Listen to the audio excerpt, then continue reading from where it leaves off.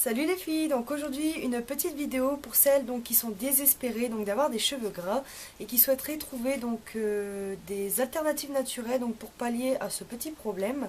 Donc sachez que j'ai fait une recherche rien que pour vous sur Aromazone que j'ai classé par type, par type d'ingrédients. Donc on va commencer par tout ce qui est actif. Donc vous avez le Bactipur et l'Algozinc. Le Bactipur est sous forme liquide. L'Algozinc, il me semble que oui également. Donc que vous pouvez ajouter dans vos shampoings, après shampoing ou dans vos soins.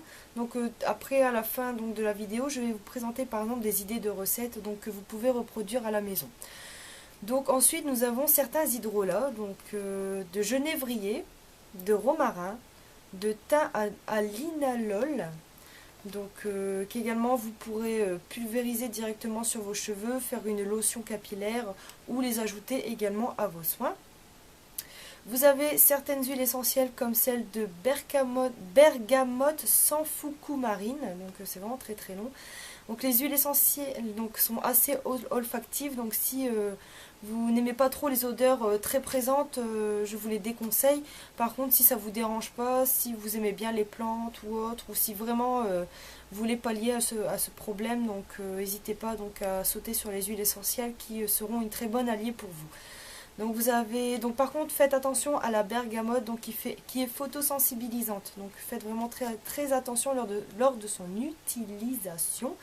Mais comme vous ne l'utilisez pas sur votre peau, mais plus sur vos cheveux, je ne pense pas que ça puisse poser problème.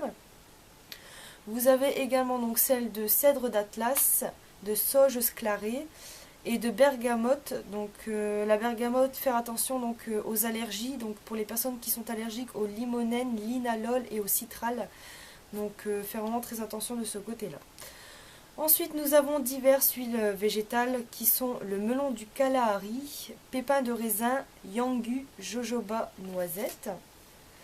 Ensuite, en conseil, nous avons également l'argile verte et l'argile jaune. L'argile verte que j'ai utilisée beaucoup lorsque j'avais les cheveux gras. Ensuite, vous avez certains extraits de plantes que vous allez pouvoir utiliser en tant que shampoing sec. En tant que shampoing sec 100% naturel. Vous avez l'arrowroot. Arrowroot, ça s'écrit A-R-O-W, plus loin R-O-O-T. Vous avez également la poudre de riz que vous pouvez utiliser aussi en shampoing sec. Et ensuite, le bois de Panama, qui est une poudre, il me semble qu'il est une poudre que vous allez pouvoir ajouter à vos soins. Et vous avez également le henné et le shikakai qui sont des poudres que vous appliquez sur vos cheveux en masque qui vont permettre de réguler le sébum et de pouvoir purifier votre cuir chevelu. Avec tout ça, vous pouvez par exemple faire un masque d'argile mélangé avec un peu d'hydrolat, quelques gouttes d'huile essentielle. Après, vous pouvez vous faire une lotion à base par exemple d'hydrolat, d'huile essentielle. Vous pouvez aussi rajouter vos actifs, Algozinc et Bactipur. Vous avez diverses possibilités avec ce que je vous ai proposé au niveau des recettes.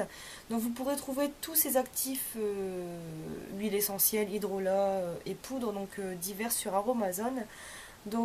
J'ai fait une recherche parce que je me suis beaucoup renseignée par rapport à vous, vu que c'est un problème que vous me rapportez le plus. C'est pour ça que je voulais essayer de trouver avec vous des solutions. Après, lorsque vous avez tout ça, vous pouvez vraiment faire un peu comme vous voulez. Utiliser les huiles essentielles un maximum. Vous pouvez même rajouter dans un shampoing. Au niveau des recettes, vous avez vraiment... par exemple, là, je vais reprendre mes feuilles. On va essayer de calculer un truc. Par exemple, vous pouvez faire un spray à base d'hydrolat. Vous faites un tout petit spray pour commencer de 50 ou 100 ml. Ou vous mettez par exemple du genévrier avec du romarin ou bien juste une seule d'entre elles. Quelques gouttes d'huile essentielle, faites attention à ne pas en mettre trop, 5 à 6 gouttes suffiront largement. Pour l'actif, on va par exemple mettre un peu de Bactipur dans votre lotion. Vous pouvez à présent par exemple en mettre une soixantaine de gouttes. Après, au niveau des huiles végétales, comme elles sont huileuses et que ça ne se mélange pas à la phase aqueuse, je vous le déconseille. Les huiles végétales que je vous ai conseillées sont à mettre principalement au niveau des racines, puisque ça graisse à partir des racines. Essayez de faire ça avant le shampoing et laissez poser toute la nuit.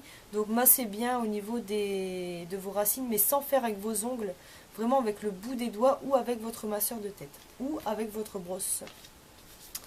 Après, vous pouvez faire des masques d'argile mélangés à du henné ou du shikakai, dans lequel vous allez pouvoir mettre quelques gouttes d'huile essentielle et un peu d'hydrolat.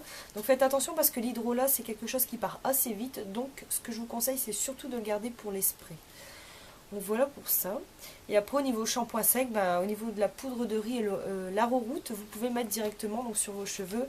Donc vous saupoudrez un petit peu au-dessus, vous laissez poser, vous passez un coup de brosse et normalement ça devrait éliminer le surplus de poudre. Donc je vais vous faire un petit récapitulatif donc, de tout ce que je vous ai cité donc, dans cette vidéo en dessous de la vidéo. Et donc j'espère que ça va pouvoir vous aider par rapport à ça. Je me rends compte en fait que quand j'avais les cheveux gras et que j'ai commencé à espacer mes shampoings, je m'étais pas du tout bien renseignée à ce sujet. D'ailleurs, je viens de me rendre compte qu'il y a énormément de choses pour traiter ce problème. Et en fait, je ne fonctionnais qu'avec l'argile verte et l'huile de noisette donc, que je mettais sur mes racines. Et en fait, je constate qu'il y avait vraiment beaucoup de possibilités et je me suis arrêtée avec ces deux ingrédients. Et bon, ça a quand même fonctionné puisque maintenant je suis à 5 jours au lieu de tous les 2 jours. C'est vrai que c'est déjà pas mal du tout, mais vraiment vous pouvez faire des choses intéressantes, vous pouvez mélanger un petit peu de tout en faisant quand même attention à l'utilisation des huiles essentielles. Je mets vraiment un point dessus, je marque un gros point parce que c'est vraiment très important, surtout si vous voulez pas avoir des irritations ou des rougeurs au niveau du cuir chevelu. Donc j'espère que cette vidéo vous aura plu et n'hésitez pas à consulter donc la liste des ingrédients qui se trouvera en dessous de cette vidéo. Donc je vous dis à très bientôt les filles, salut!